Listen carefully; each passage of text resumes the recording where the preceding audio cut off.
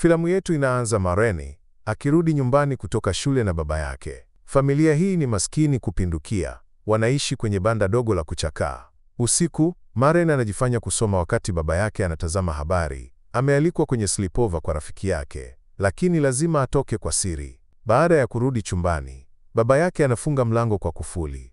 Anajiandaa kimya kimya na kutoroka kwenda kumwona Sherry. Dakika chache baada ya kufika kwa Sherry, Maren anazungumza na rafiki yao, Kim, ambaye anauliza kuhusu mama yake Maren. Kabla hajajibu, Sherry anaanza kumpaka rangi za kucha Kim. Kim anampuuza Maren, hivyo Maren anasema kuwa hamkumbuki kabisa mama yake na baba yake hataki kumwambia chochote. Ndipo Maren anaanza kuonyesha tabia za ajabu. Anamkunja pua Kim kama vile ananusa nyama ya kuchoma. Baada ya kucha kupakwa rangi, Kim anamwonyesha Maren rangi zake akilalamika kuwa rangi ni angavu sana. Bila onyo, Maren anaweka kidole cha Kim mdomoni na kukila. Unaona mfupa moja kwa moja. Maren anashtuka na kukimbia kurudi nyumbani. Anarudi nyumbani mdomo ukiwa na damu. Baba yake akimwona tu anajua jambo mbaya limetokea. Mara moja anamwambia achukue kila kitu muhimu waondoke haraka kabla polisi hawajafika. Mwezi mmoja baadaye, katika nyumba nyingine duni, Maren anaamka na kugundua kuwa baba yake ameondoka kabisa. Ameacha fedha kidogo, cheti chake cha kuzaliwa, na tepu ya sauti ikieleza jinsi alijitahidi, lakini akashindwa kabisa kuishi na hali ya Maren. Kwa kweli, hata mimi sijui ningemudu mtoto kama huyo. Maren akigundua ameachwa, anaanguka na kulia. Anaposimamisha tepu, anatoka nyumbani kesho yake na kwenda kituo cha basi cha Greyhound. Anajaribu kununua tiketi ya moja kwa moja kwenda Columbus, lakini mama wa kaunta anampa msukosuko hadi anakubali kuuza tiketi kwa kubadilishana na takis. Baada ya saa chache, anapanda basi kwenda Columbus na kuendelea kusikiliza tepu. Baba yake anafichua kuwa Maren pia alimla dada mlezi wao Penny, ndio maana walibadilisha majina yao siku hizo.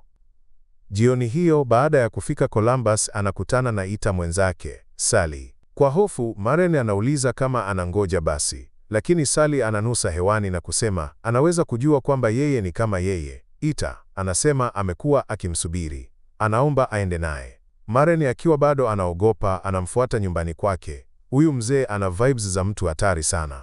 Sally anamwambia kwamba watu kama wao ni hatari kwa wasiokuwa Eaters na kuwa wao ni wachache sana. Wakati Sally anapika chakula, Maren anatambua kuwa kuna mtu mwingine anaishi humo. Anapokwenda juu, anamkuta mwanamke mzee akiwa mahututi. Maren anadhani Sully amemzuru, lakini Sully anaeleza kuwa wao Eaters lazima wajizuie ili wasipoteze udhibiti. Anasema alimkuta mwanamke hivyo, na yeye haui watu. Maren akiwa amechanganyikiwa anaomba muda wa kufikiria. Sally anampa chumba, na anadai kuwa Maren atabadilisha mawazo na kushirikiana naye kumla huyo mama akifa. Asubuhi yake, mama yule anaaga dunia. Harufu inapomfikia Maren, anaenda chini na kumkuta Sally tayari anakula. Bila kufikiria sana, Maren anaungana naye. Baada ya kumaliza, Maren anagundua kuwa Sally huhifadhi nywele za wahanga wake wote, anazisokota kuwa mkia mrefu. Anapouliza kuhusu mwathiriwa wake wa kwanza, Sally anasema alimla babu yake mwenyewe na mama yake akamficha. Huyu jamaa ana matatizo mazito. Sally anamwambia Maren anaweza kukaa naye milele, lakini Maren hataki maisha na mzee huyu creepy. Yeye anataka tu kumtafuta mama yake kwa sababu hajawahi kumwona.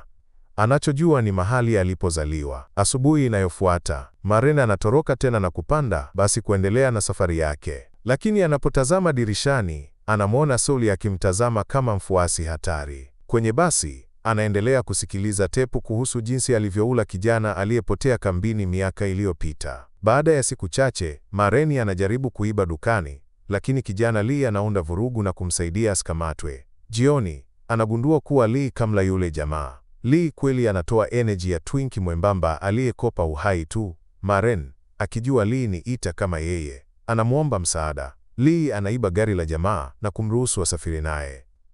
Wanalala nyumbani kwa marehemu, lakini Maren anaamka usiku kwa ndoto za baba yake. Wanaenda kula pamoja asubuhi. Maren anamweleza Lee kuhusu Sally. Lee anamwambia kabisa Sally ni creep. Msichana mdogo anamkazia macho Maren kama eti amekatwa nywele vibaya. Jioni wanarudi barabarani, lakini kuna giza kali, hivyo wanalala kwenye gari. Siku inayofuata, Lee anamfikisha Maren kwenye nyumba ya shangazi yake huko Kentucky. Anaenda kumfundisha dada yake mdogo Kayla kuendesha gari, huku Maren akibaki kutazama na kuvumbua picha zake za utotoni. Asubuhi, Kayla anagonga mlango akiwa na hasira kwa sababu Lee anaondoka tena. Anamkumbusha kwamba baba yao alifanya hivyo hivyo akatoroka. Anamwambia mwonekano wake na koti unamfanya aonekane kama minyoo. Lee analitoa. Baada ya Kayla kuondoka, Lee anamwambia Maren waondoke kabla drama ya mama yao haijaanza. Jioni, wanapita kwenye machinjio Lee aliyowahi kufanyia kazi na kuingia kwa siri. Baada ya kuiba fedha, wanaenda sehemu tulivu kuzungumza. Wakati wanaongea mambo yanakuwa romantic. Lee anaahidi kumsaidia Maren kumtafuta mama yake na Maren anamruhusu amkisi. Kesho yake wanakutana na Jake na Bradley, wachafu wawili wanaodai pia kuwa eaters. Huyo Jake unaweza kunusa jasho lake kupitia screen. Wakati wa mazungumzo, Jake anasema amewahi kula mtu bones and all, yani mpaka mifupa. Maren anasikia vibaya na kuondoka, akabaki kwenye gari. Usiku, Lee anasubiri hadi Jake na Bradley walale ndipo atoroke na Maren. Lakini Jake anawaona na kuwafuatilia. Wanakimbilia mahali palipo na carnival. Njaa ya Maren inarudi, hivyo Lee anamvutia jamaa wa mashoga anayetamani twink. Jamaa anakubali wakutane baadaye. Usiku, yule mzee wa mashoga anakutana na Lee. Lee anamkisi na kumvutia shambani, ambapo anamuua kwa kumkatakata shingo. Maren anaungana naye kula. Baada ya kushiba, wanaingia nyumbani kwa mhasiriwa, lakini wanagundua mtu alikuwa na mke na mtoto. Maren anatapakaa hatia. Wanaacha gari la marehemu na kuondoka kwa miguu. Maren haelewi kabisa atawezaje kuishi maisha haya kwa miaka zaidi ya 50 ijayo. Na Lee naye hana la kusema. Siku kadhaa baadaye, wanawasili Minnesota ambako Maren anakutana na Barbara Kenz na kugundua kuwa yeye ndiye aliyemlea mama yake, Janelle. Maren anajaribu kupata maelezo zaidi, lakini Barbara hataki kumwambia kila kitu. Akiwa na shauku, Maren anauliza kama Janelle aliwahi kumdhuru mtu, na hili linamfanya Barbara akasirishwe. Hatimaye, kwa hasira anamwambia kuwa Janelle yuko katika hospitali ya wagonjwa wa akili mjini Vegas Falls. Bila kupoteza muda, Maren anampeleka Lee na kuendesha hadi hospitali ambako mama yake amekuwa akipokea matibabu mazito kwa miaka mingi. Pale, wanakutana na muuguzi anayewaonyesha chumba cha Janelle. Mama yake hana mikono.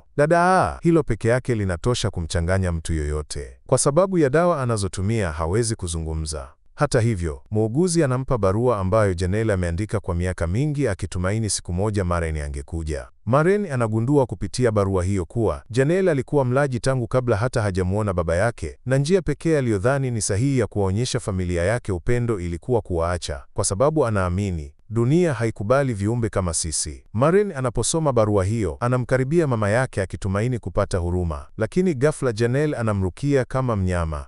Bahati nzuri muuguzi anaingilia na kumwokoa Maren. Akiwa amechanganyikiwa na mwenye hasira, Maren anatoka na kwenda kumwambia Lee kuwa mama yake ni kama wao, au pengine mbaya zaidi. Akiwa amefoka, Maren anamtupia lawama mama yake kwa kukimbia badala ya kukabiliana na hali yake. Lee anajaribu kumtuliza, lakini mambo yanaharibika zaidi pale Maren anapomkumbusha Lee jinsi alivyomchinja yule jamaa kule shambani. Lakini Lee anasisitiza kwamba maisha yao yako hivyo na haipaswi kushangazwa. Maren anakataa kwa msimamo, akisema yeye hataki maisha hayo na hataki kuishia kama mama yake. Baada ya kuendesha kwa muda, Maren anasimamisha gari, anarudisha pesa walizoiba, kisha anakimbia. Wakati huu Lee amelala na hajui kinachoendelea. Anapoamka, anagundua kuwa Maren ametoweka na kuanza kumtafuta. Mchana huo, Maren anakutana tena na Sally, na ni wazi kuwa amekuwa akimfuatilia tangu siku aliyokutana na Lee. Anajaribu kumshawishi arudi kwake, lakini Maren anakataa, jambo linalomkasirisha sana. Jamani, hata kipofu angejua huyo mzee ni hatari. Wakati huo huo, Lee anapata jinamizi kuhusu jinsi alivyomuua baba yake miaka iliyopita. Baada ya miezi michache, Maren, ambaye sasa anaishi maisha mapya, anarudi mjini na kukutana na Kayla. Baada ya mazungumzo, anapata anwani ya Lee na ukweli kwamba baba yao alikuwa mtu katili. Lee alimuua baada ya kumpiga yeye na Kayla, kisha akafanya ionekane kama baba yao aliwaacha. Baada ya mazungumzo, Maren anamtafuta Lee na hatimaye wanakutana. Wanapokumbatiana, wanaamua kuendelea na safari yao na kuelekea magharibi. Wanapita mwezi mzima barabarani, na wanapoamua kuachana na ile gari yao chakavu, Maren anamwambia Lee kila alichosikia kutoka kwa Kayla. Ingawa anasita, Lee anafunguka na kueleza jinsi alivyomuua na hata kumla baba yake. Kula baba yako ina maana nyingine siku hizi. Anajuta, lakini Maren anamfariji na kumwambia angefanya vivyo hivyo. wanakuwa karibu zaidi na uhusiano wao unazidi kuimarika. Muda unasonga na Maren anapata kazi ya kawaida na maisha yao yanaanza kuonekana bora. Lakini usiku mmoja Sally anawatokea kama jinamizi. Anamrukia Maren akiwa anamshika kwa kisu na kutokwa mate kama mwenda wazimu. Maren anamwona Lee akija, hivyo anamvuta Sally muda wa kutosha ili Lee amrukie kutoka nyuma na kumsuffocate. Wanapomshika, kisu kinadondoka. Maren anakichukua na kumchoma vibaya sana.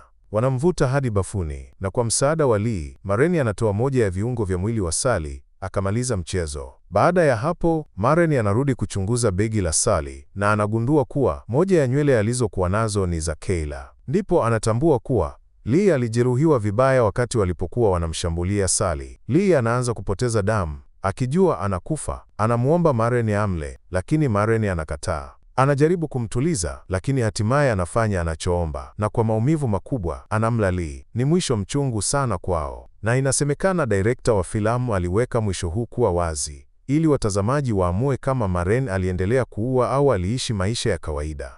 Asante kwa kutazama. Usisahau kusubscribe. Tutaonana mara nyingine.